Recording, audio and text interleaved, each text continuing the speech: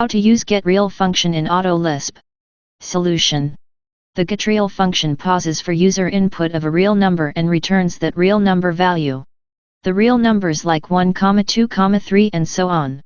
You can add the desired prompt under this function for input value. See how it works. This is the sample code. In this you can see we have used Getreal function under setQ function.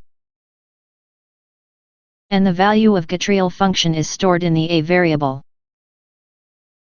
Under circle command we have passed that a variable's value for radius. See how it works. First we load the sample code. Run Getreal command. Enter radius value 100. You can see that the circle is created with 100 radius. Run again Getreal command. Enter radius value 200. You can see that the circle is created with 200 radius. Run again Getreal command.